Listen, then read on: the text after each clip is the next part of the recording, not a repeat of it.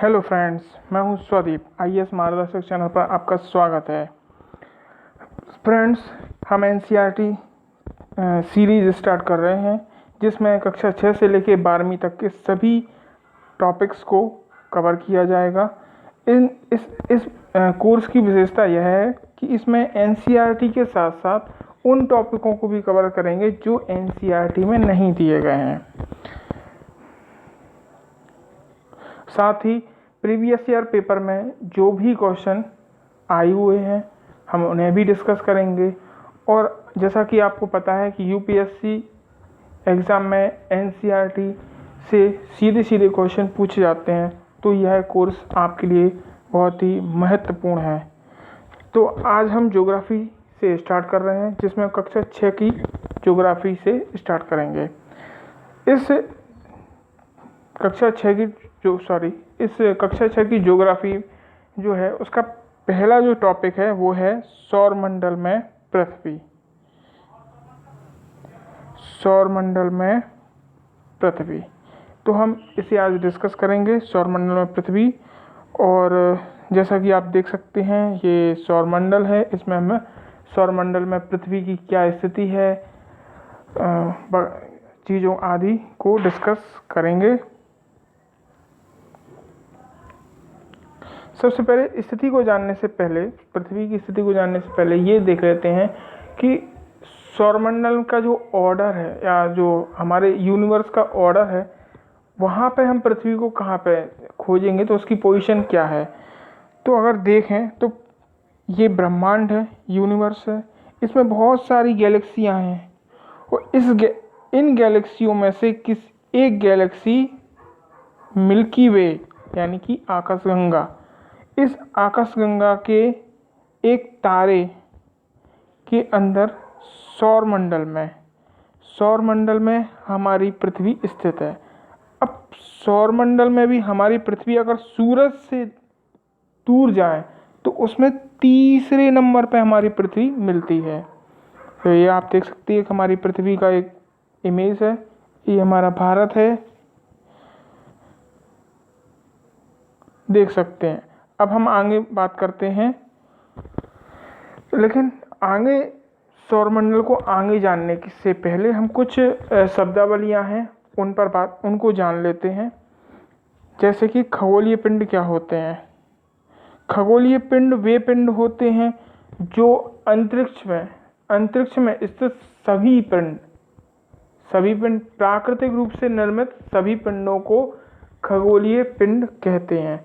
इन खगोलीय पिंडों में सूरज, चंद्रमा, पृथ्वी यानी जो ग्रह, तारे, धूमकेतु, क्षुद्र ग्रह आदि सभी इसमें शामिल होते हैं। तो ये खगोलीय पिंड हैं जो अंतरिक्ष में स्थित होते हैं। इसमें कृत्रिम उपग्रह नहीं आते, ठीक है, आकाशगंगा नहीं आती, ये सारी चीज़ें नहीं है। आकाशगंगा इसलिए नहीं है क्योंकि आकाशगंगा एक खगोलीय पिंडों का ग्रुप है, इसलिए आकाशगंगा उसमें शामिल नहीं होगी। कोई पिंड नहीं है, एक ग्रुप है।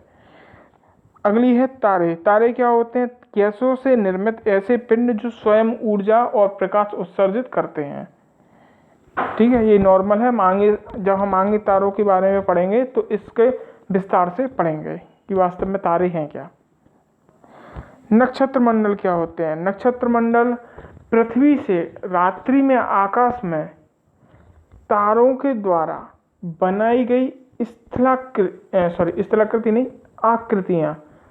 आकृतियां होती हैं, उन्हें नक्षत्र मंडल कहते हैं। एक विशिष्ट आकृति बनाते हैं, जैसे कि सप्तऋषि तारा मंडल है, उसमें 7 तारे हैं, वो एक चम्मच के रूप में आकृति बनाते हैं। उसके बाद एक कालपुरुष तारा है, कालपुरुष तारा मंडल है, तारा नक्षत्र है, जो एक कालपुरुष की आकृति बनाता है कि जो एक शिकार करते हुए दिखाई देता है। आगे हम देखेंगे इसको, ठीक है। ग्रह क्या होते हैं? ग्रह ऐसे खगोलीय पिंड होते हैं जो स्वयं का प्रकाश और जो स्वयं उत्पन्न नहीं करते और प्रकाश और ऊष्मा के लिए वे तारों पर निर्भर करते हैं और अपने तारे की परिक्रमा करते हैं। ये हमारे सौरमंडल के घटक हैं, यानी कि इन इन सभी से मिलकर हमारा सौरमंडल बनता है। तो अभी हैं क्या क्या है इनको हम आगे जानेंगे, लेकिन पहले इनको एक बार समझ लेते हैं, देख लेते हैं कि हैं क्या क्या। तो ये हमारा तारा है, तारा केंद्रीय, क्योंकि हर सौरमंडल के केंद्र में एक तारा होता है और यही पूरे सौरमंडल का मुखिया होता है। तो हमारे सौरमंडल के मुखिया हैं सूरज, सूरज दादा। ये है, ये ग्रह हैं, ये मेंबर्स हैं हमारे सौरमंडल के। इन मेंबर्स को हम आगे जानेंगे जब नेक्स्ट क्लास में हम सोलर सिस्टम को डिटेल से पढ़ेंगे। तो उसमें हम एक एक जो मेंबर हैं सौरमंडल के ग्रह हैं उनको एक एक करके विस्तार से समझेंगे। तो ये ग्रह हैं, इनको हम जानते हैं। ये बुध हैं, शुक्र, पृथ्वी, मंगल, बृहस्पति, शनि, यूरेनस, नेपच्यून। ये उपग्रह हैं। उपग्रह क्या होते हैं? उपग्रह हमारे सौरमंडल के ऐसे ग्रह होते हैं, ये उपग्रह हैं, ऐसे ग्रह होते हैं, ऐसे पिंड होते हैं जो बिल्कुल ग्रहों की तरह ही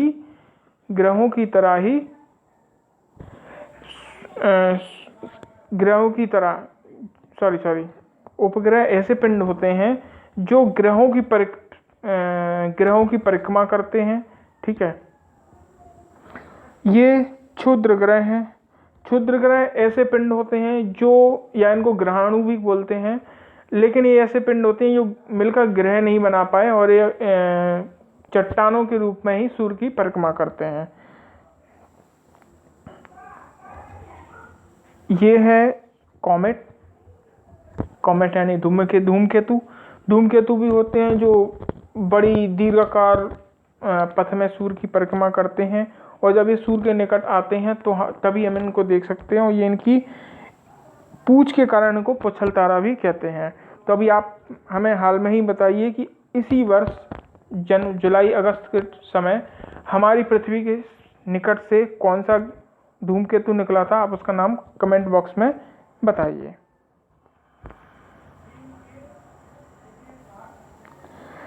ये हमारे सौरमंडल का एक इमेज है और हम इस इमेज को देख सकते हैं। ये हमारे सौरमंडल के मुखिया हैं।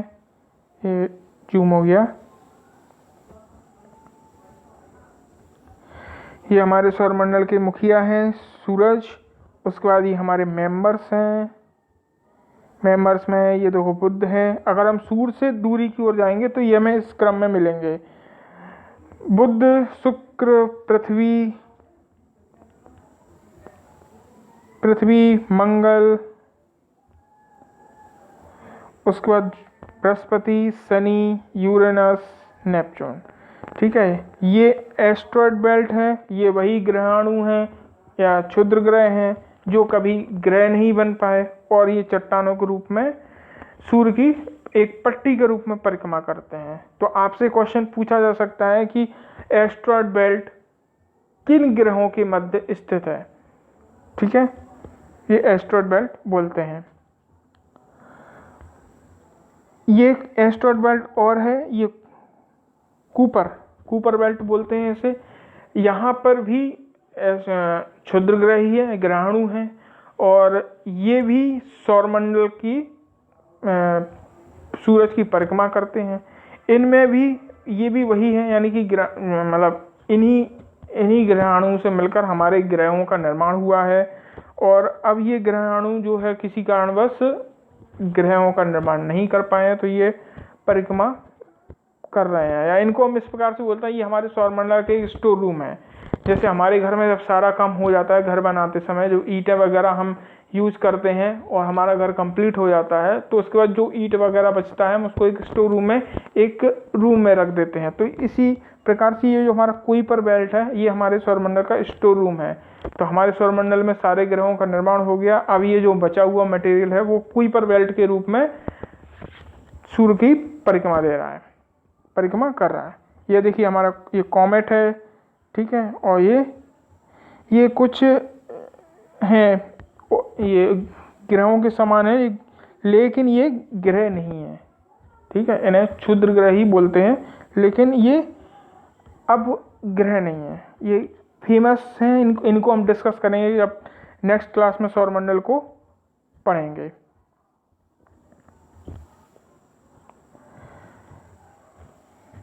सौरमंडल है क्या? अब सौरमंडल की बात करते हैं। तो सौरमंडल एक ऐसी प्रणाली है जिसमें ग्रह, उपग्रह, क्षुद्र ग्रह, धूमकेतु आदि केंद्र में स्थित तारे की परिक्रमा करते हैं। ठीक है। और सौरमंडल का जो 99% से भी ज़्यादा द्रव्यमान होता है वो उसके तारे में स्थित होता है। ठीक है। और तारा अपने गुरुत्वाकर्षण के कारण इन सभी ग्रह, उपग्रह आदि को बांधे रखता है तथा इसी गुरुत्वाकर्षण के कारण इन्हें परिक्रमण के लिए गति मिलती है या बल मिलता है। हमारे सौरमंडल की हम बात करें तो हमारे सूर्यमंडल में सूर्य के अलावा 8 ग्रह हैं, कुछ उपग्रह भी हैं और खगोलीय पिंड। अन्य खगोलीय पिंड में वही क्षुद्र ग्रह और धूमकेतु स्थित हैं। सूर्य हमारे सौरमंडल का मुखिया है और एक हमारे सौरमंडल का तारा है। ठीक है। यह अत्यधिक बड़ा है और इस तारे के यह तारे में हीलियम और हाइड्रोजन के कारण ही हीलियम हाइड्रोजन की जो नाभिकीय संलयन अभिक्रिया है उसके कारण ही इसमें ऊर्जा और ऊष्मा ये दोनों उत्पन्न होती हैं जो प्रकाश के रूप में और ऊष्मा के रूप में हमें प्राप्त होती हैं। ठीक है। यह सौरमंडल का प्रकाश और ऊर्जा का एकमात्र स्रोत है सौरमंडल में। ठीक है। और गैसों से ये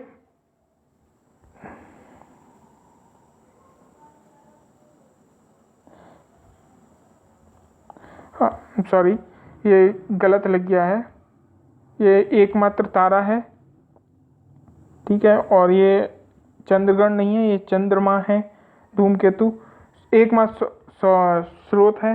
ठीक है। यह निकट का तारा हमारे निकट होने के बावजूद भी इसकी हमें ऊष्मा और अत्यधिक जो ऊष्मा है उसका एहसास नहीं होता। इसका कारण ये है कि ये हमसे हमारा भले ही निकट का तारा ही क्यों ना हो लेकिन ये हमसे फिर भी बहुत दूरी पर है। ये हमसे ये गलत लग गया है। ये हमसे 15 करोड़ किलोमीटर की दूरी पर स्थित है। तो 15 करोड़ मीटर भी बहुत होती है। अगला है ग्रह। अगर हम ग्रह की बात करें तो जैसे कि मैं पहले बता चुका हूँ, ग्रह वे पिंड होते हैं जो सूर्य के चारों अपने तारे के चारों ओर एक दीर्घ वृत्ताकार मार्ग में परिक्रमा करते हैं और ऊष्मा और प्रकाश के लिए सूर्य पर निर्भर होते हैं।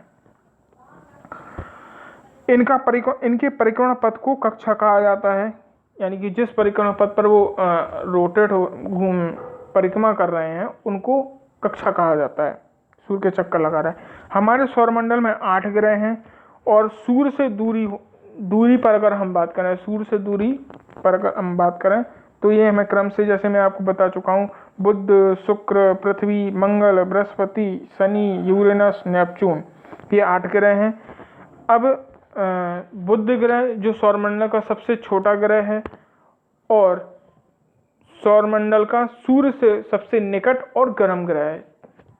तो यहाँ से हमें 3 क्वेश्चन क्या मिल गए। एक तो ये सूर्य का सबसे नज़दीक है, सूर्य से ये सबसे गर्म ग्रह भी है और सबसे छोटा है। ठीक है। यह ग्रह जो है सूर्य की 88 दिनों में परिक्रमा कर लेता है। नेपच्यून सूर्य से सर्वाधिक दूरी पर स्थित ग्रह है और यह सबसे कम या सबसे ठंडा है। उपग्रहों की बात करें, उपग्रह वे खगोलीय पिंड होते हैं जो ग्रहों के चारों ओर उसी प्रकार चक्कर लगाता है जिस प्रकार से सूर्य के चारों ओर ग्रह चक्कर लगाते हैं। ठीक है। सौरमंडल में उपग्रह बुध और शुक्र इन दोनों को छोड़कर सभी ग्रहों के उपग्रह हैं। हमारी पृथ्वी का एक प्राकृतिक उपग्रह चंद्रमा है और सौरमंडल में सर्वाधिक उपग्रह शनि के हैं। उपग्रहों, अब ये तो हो गया हमारे उपग्रह की बात। अब उपग्रह भी 2 टाइप के होते हैं, एक तो है प्राकृतिक उपग्रह जैसे चंद्रमा है, शनि के उपग्रह हैं। ठीक है। और एक मानव निर्मित उपग्रह जिन्हें हम सैटेलाइट्स भी बोलते हैं। तो ये सैटेलाइट्स क्या हैं? तो ये सैटेलाइट जो प्राकृतिक उपग्रह होते हैं वो तो प्रकृति द्वारा निर्मित होते हैं और ग्रह की परिक्रमा देते रहते हैं, लेकिन जो मानव निर्मित उपग्रह होते हैं ये सभी उपग्रह किसी खोज या अभियान के उद्देश्य से पृथ्वी व अन्य ग्रहों पर भेजे जाते हैं। ठीक है। अब बात करते हैं क्षुद्र ग्रह की। क्षुद्र ग्रह क्या होते हैं? तो क्षुद्र ग्रह जो है, जैसा मैं आपको भी इससे पहले मैं थोड़ी सी मैंने बताया था आपको कि क्षुद्र ग्रह वे, इनको ग्रहाणु भी बोलते हैं। इन्हीं क्षुद्र ग्रह या ग्रहाणुओं के कारण अन्य ग्रहों, उपग्रहों का निर्माण हुआ है। ठीक है, और ये जो क्षुद्र ग्रह हैं ये किसी कारणवश ग्रह नहीं बन पाए, तो इन्हें क्षुद्र ग्रह कहते हैं। हमारे सौरमंडल में क्षुद्र ग्रह दो पेटियों में पाए जाते हैं। एक तो है एस्टेरॉयड बेल्ट, जो मंगल और बृहस्पति की कक्षा के बीच में स्थित है, और दूसरा कुइपर बेल्ट है, जो प्लूटो या नेपच्यून के बाद स्थित है। ठीक है,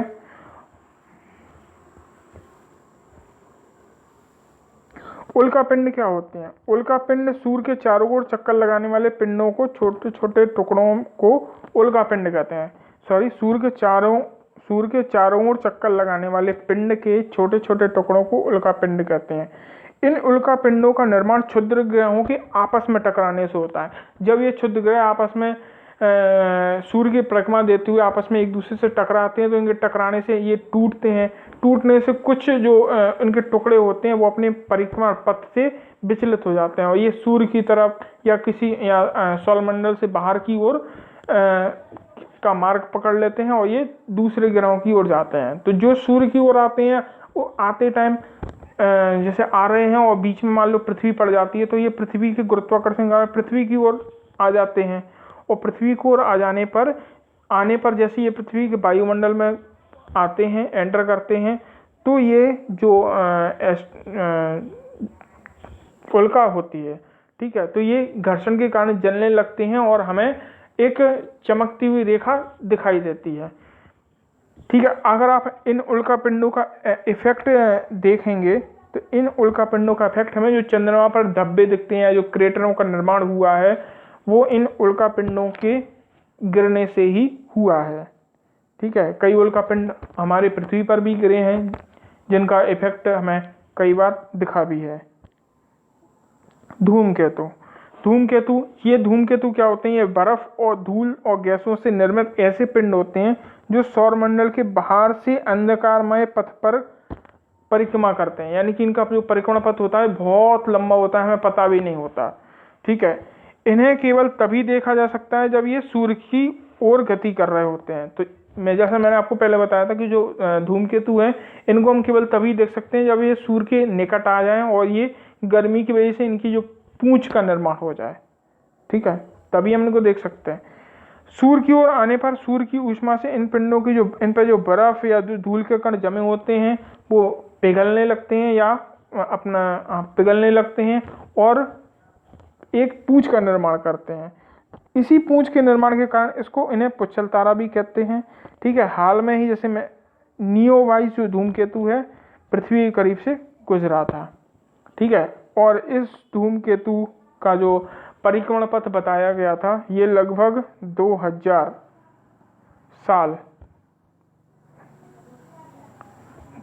साल इसका परिक्रमण पथ बताया था। सोचिए, यानी कि ये धूमकेतु 2000 साल पहले यहाँ से गुजरा होगा, तो कितना बड़ा इसका पथ है और सौरमंडल का विस्तार भी कितना है।